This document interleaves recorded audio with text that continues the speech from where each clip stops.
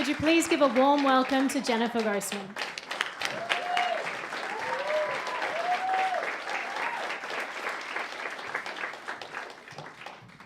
Wow, that's pretty cool. So I promised that I am going to get everybody out of here at 9:30. So that means that I've got just a few minutes to talk to you because I really want you to hear everything that Andy Puzder has to say. Andy has been a good friend of mine for, I don't know, about a few years going back when we both, well, I still live in Malibu, although if you see my travel schedule, you might find it hard to believe. But Andy was there, and we knew each other through politics and through the food industry. I guess politics would be considered the food fight industry.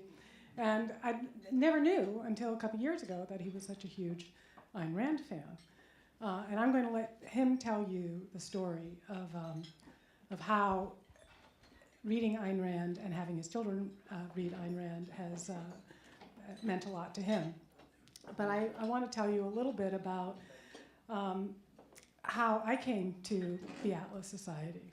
And I got a call about a year and a half ago from Dave Kelly, and I thought it was a crank call because I was like, wow, you know, I want you to run the Atlas Society. This is something that I have been wearing on my license plate for 20 years, having Atlas Ayn Rand on my license plate. But I interviewed for the job, and I was very excited about it. They didn't know, actually, that they had me at Ayn Rand. But what I was really excited about was the tremendous business opportunity, the tremendous opportunity to take Ayn Rand and her ideas to a whole new level. Because I had been in the think tank world with Tom Palmer and with others in this room about 20 years ago or more. And when I came back and I took a look at it, I thought, well, how much has the world changed, you know, in the past 25 years or so? A lot, okay? It's totally unrecognizable. And how much has the think tank world and how much has the Atlas Society changed in that time? And then you could take the amount that the world has changed, you could take the amount that the think tank world has, subtract one from the other, and then you'd see that would be the opportunity, and then you would put it within the sphere of the competitive landscape, and you would see all of the ways in which we had an opportunity to communicate to a new target demographic. Because let's say you've been in business for 25 years or so, so your customer base has kind of moved on. And now, all of a sudden, you have a new customer base, or a new consumer base, as I like to say, that are being communicated in vastly different languages. And so, when I was at Dole Food Company, I was like, I have no idea what being in a food company is, or what this means. And one way that I got my head around it, because I was like, you're a pineapple company, right? No, that's not where our revenues come from. Our revenues come from our customers. Well, your customers, your consumers, they're different things. The customers are the people that support you. The consumers are the people that you sell to, and the customers are facilitating your selling to those people. So for me, I was like, well, we have a consumer base, which is students. And we have a customer base, which are the people that are supporting us reaching the students. And I wanted to make sure that I would recognize a few of the people in this room, not just our board, but those who have sponsored this evening that are among our best customers. First of all, I want to recognize Ray Stata of Analog Devices. Ken Griffin of Citadel. Jay LaPere, of course. Norma Horvitz, who's been a supporter of ours for a very long time. Boyden Gray. Ken and Freda Levy. Of course, Mayrav and Baron Bond and Franklin Brooks, who in addition to being on our board also helped to sponsor this evening. So, but that was not going to be enough to get us to where we are today, which is this is our first fundraising gala. And we have made about $200,000, of which we've cleared a significant amount for our first fundraising dinner ever. That's pretty, I think, pretty impressive. And so how did we do it? Well, I left no stone unturned. I had my parents, and even, I have to say, a few very old friends in this room, some of whom I would like to recognize. I have my junior high school boyfriend in this room. Jimmy, would you please stand up? I'm serious. Whatever it takes. I could not get my college boyfriend in this room, but he did send a $25,000 check, so we are very thankful for that. I've got a few other boyfriends. So I've been able to fill the room with ex-boyfriends. So, and maybe I even have some future ex-boyfriends in the crowd. You never know. I'll meet you afterwards.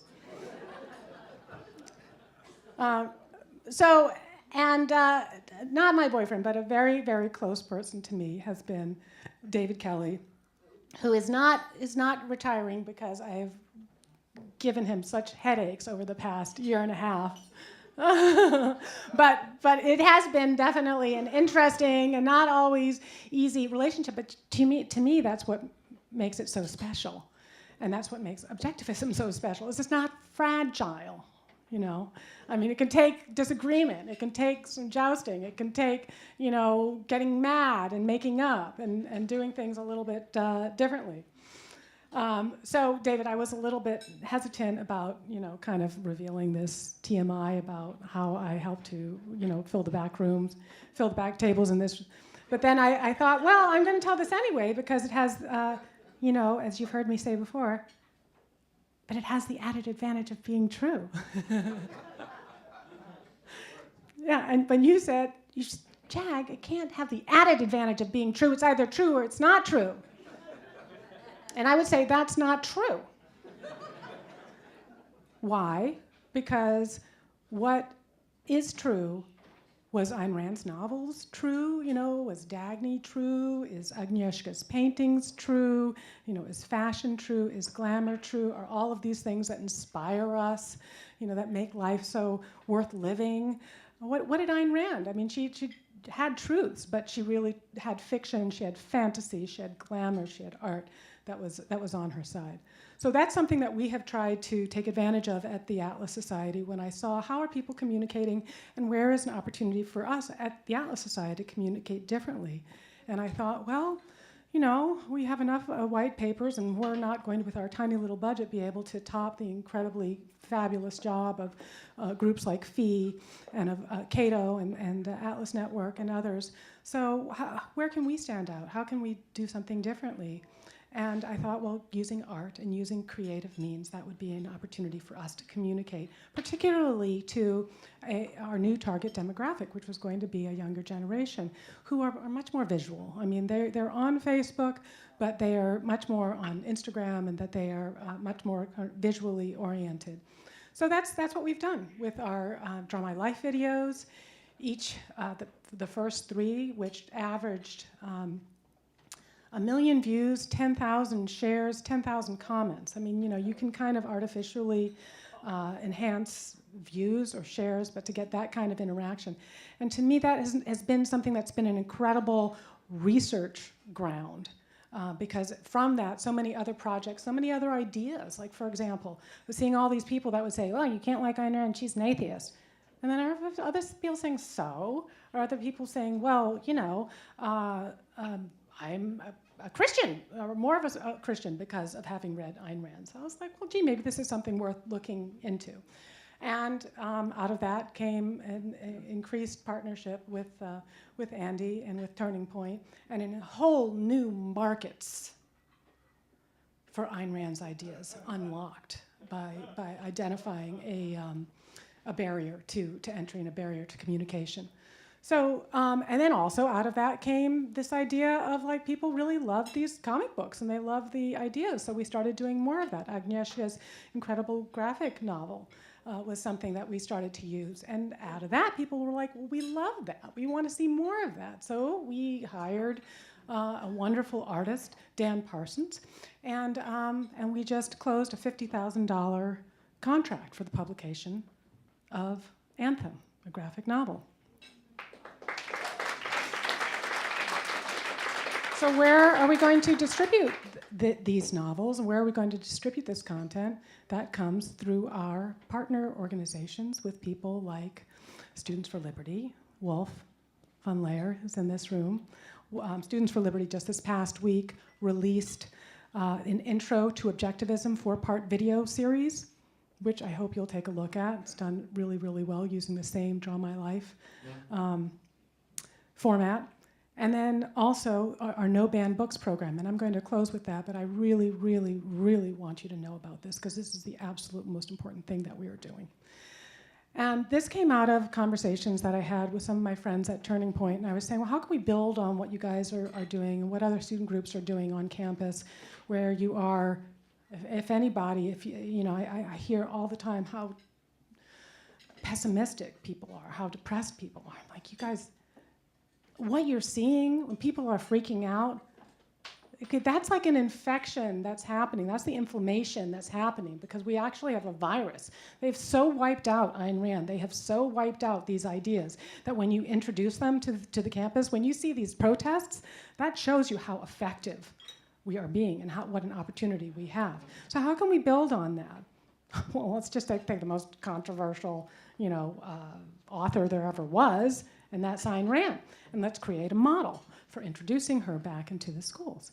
So we're working with students who are gathering signatures, and they're tabling, they've got the posters out, they've got the materials out, and they're getting signatures, they're taking those back to the professors. And sometimes these professors, they were just waiting, Sometimes it takes a professor to go to a professor. That's not gonna happen very often. But you get a student to go to a professor and say, I have 50 students that would like to read Ayn Rand. What do you say? I know you're committed to free speech. No. Would you like to put that on the record? Okay, and then we're having them order books. And I just would like to say, I do want to thank the Ayn Rand Institute who had me at their dinner 2 weeks ago, and I want to thank them for coming and having a presence at this event. And I want to thank them also for making possible the distribution of those books, because we have now distributed over 300 books. Those didn't come from the Atlas Society, folks. Those came from the Ayn Rand Institute. Thank you.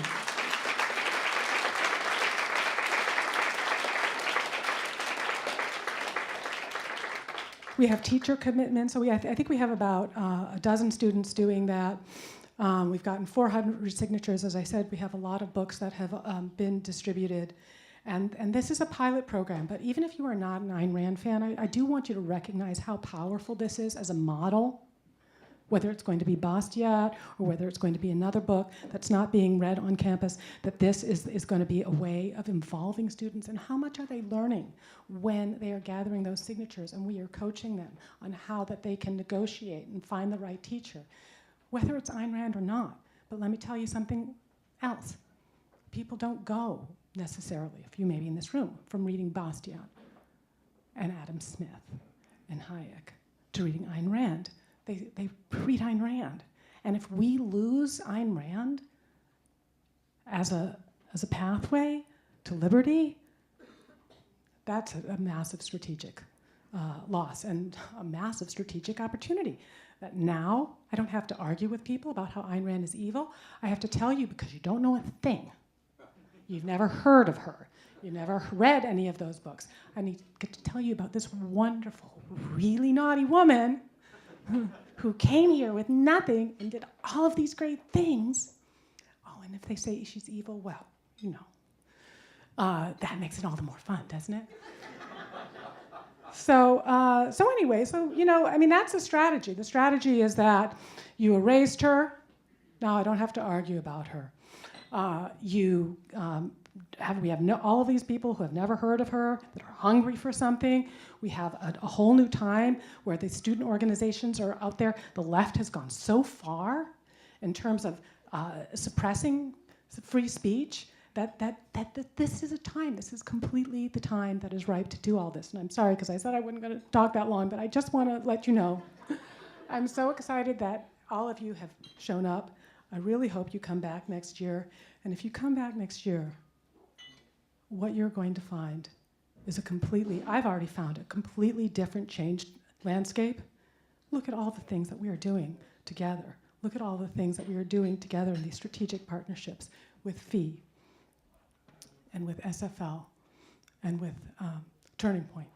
So I just want to ask you to stick with us, to keep supporting the Atlas Society. We've got incredible things ahead. Told me not to say this, but if we are capitalists, we also believe in capital, okay? It does take capital, so thank you for supporting the Atlas Society.